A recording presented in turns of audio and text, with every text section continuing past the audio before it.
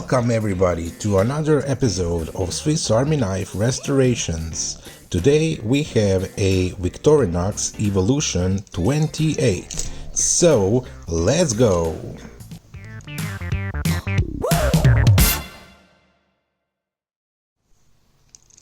Let me show you some of the problems with this knife. As you can see, this outer liner is bent inwards. This one is bent inwards. And this one also. The consequences of that is that these outer tools are extremely hard to pull out. As you can see, this one struggles a lot. This bottle cap lifter struggles a lot, and the push to lock system doesn't work.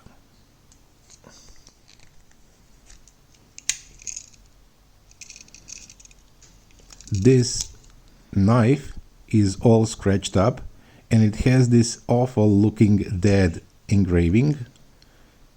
This side is not so bad, but this side is awful. And the problem with these scissors is that they are very loose. And when you close them, there is a chance that they will cross on the other side of the liner. And if you close them like this, there is a possibility that the handle of the scissors will break.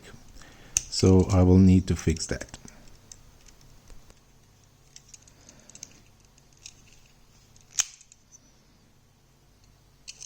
The other side of the knife is okay, just a little bit dirty.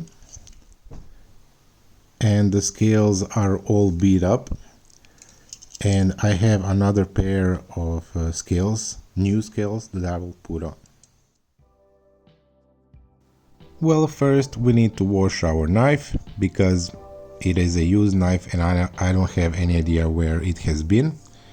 I use some warm water and some soap, some dish soap, and then I put some dish soap in the pivots and I just open and close the tools a couple of times just to make sure that the dish soap penetrates into the pivots. Yeah, do that to all of the tools. And then I put the knife into a hot water around 50 to 60 degrees Celsius. Not too hot because you will damage the scales. Well, these scales are for the garbage, so it doesn't really matter, but just so you know.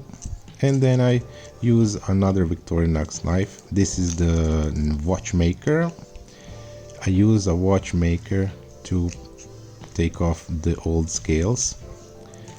The problem is that these scales are glued on, so this will be a little bit difficult, but as I told you, these scales are for garbage because I have another pair of scales.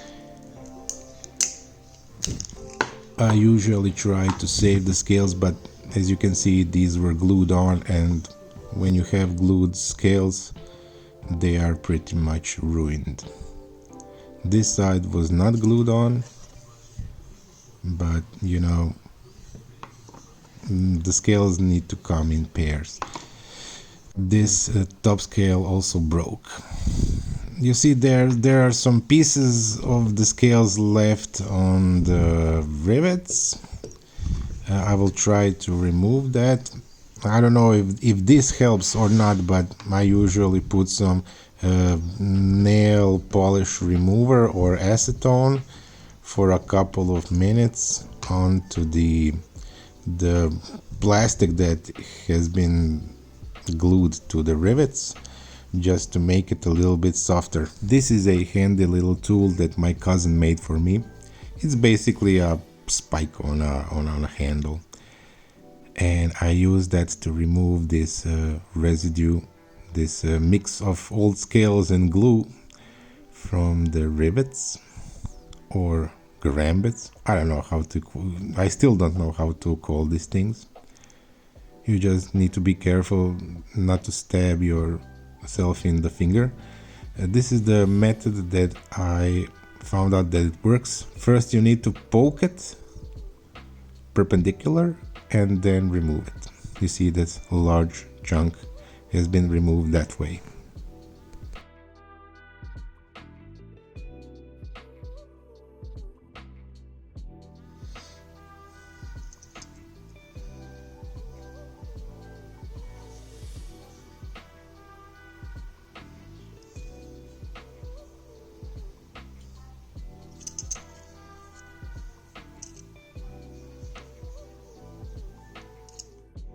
Time to repair those bent liners.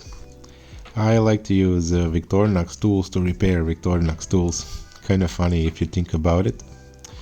I just put some tape on the pliers not to damage those liners even further or scratch them too much.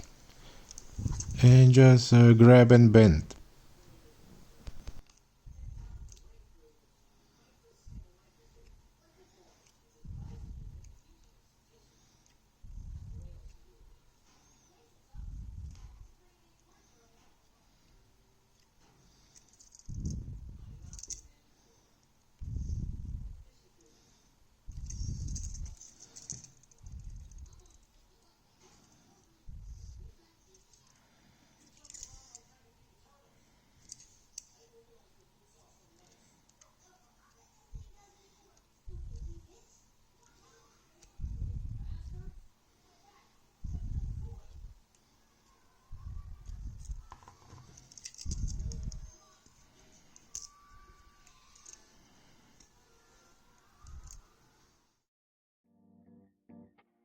Ah yes, the polishing.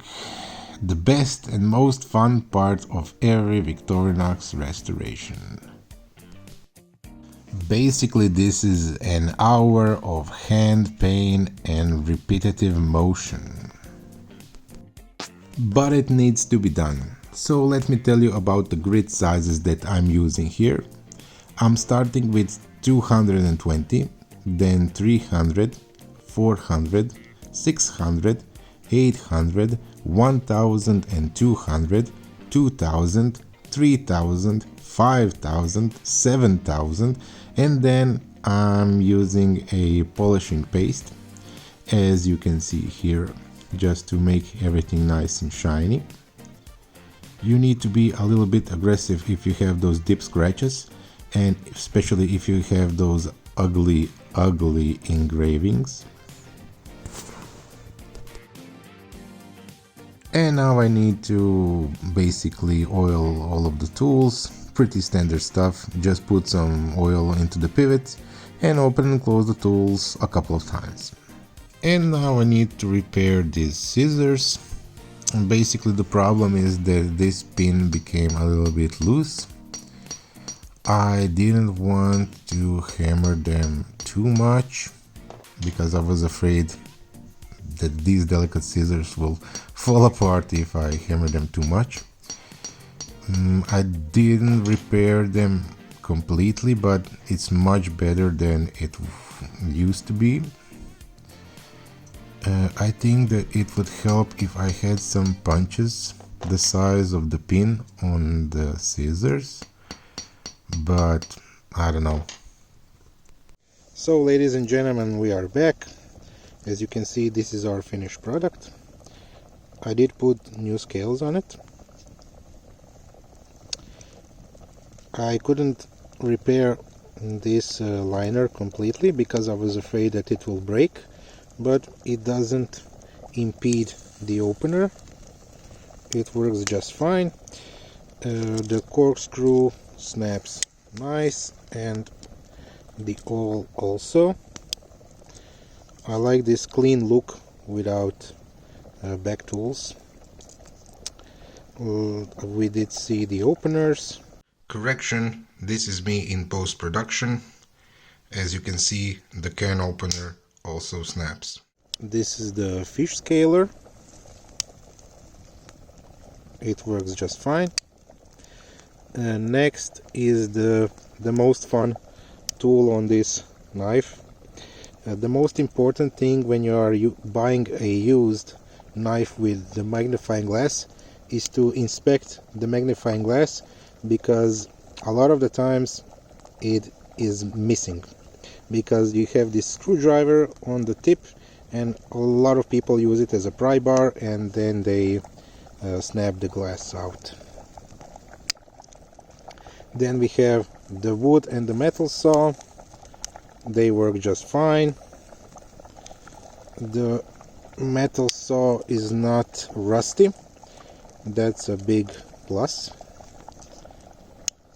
Then we have the inline Phillips and this universal wrench. They work just fine.